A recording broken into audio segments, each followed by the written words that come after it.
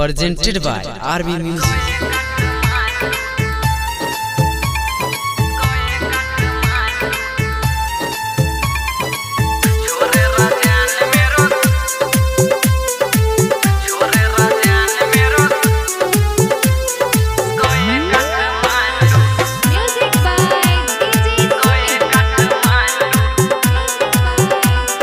ऊपर वाला हजूर मलाई ऊपर वाला हजूर मलाई बनाई दिए गांडू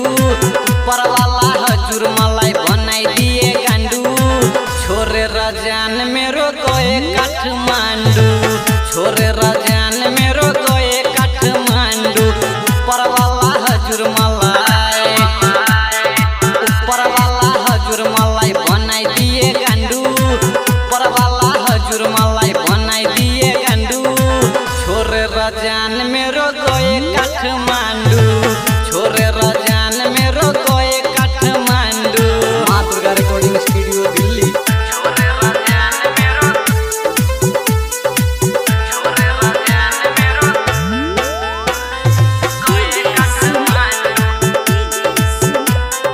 कोए काठमांडू सीधा साधा थिए बनना चाहन थे मजोगी उसके माया मा परे र बने मत रोगी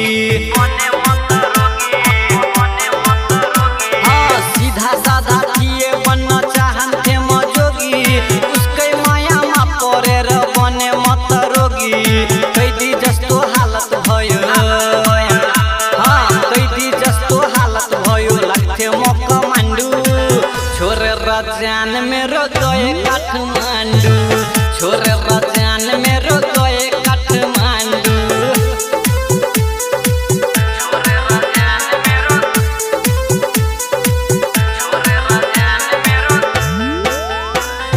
गए काठमांडू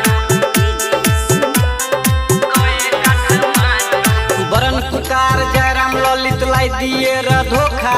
पशुपति माँ अर्कै संग लगाए र टीका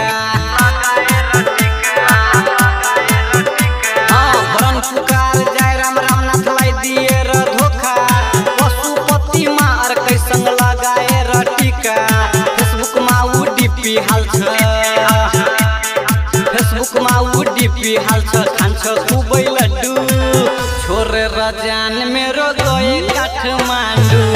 छोरे रजान मेरो गए काठमांडू छोरे रजान मेरो गए काठमांडू मां दुर्गा रिकॉर्डिंग स्टूडियो।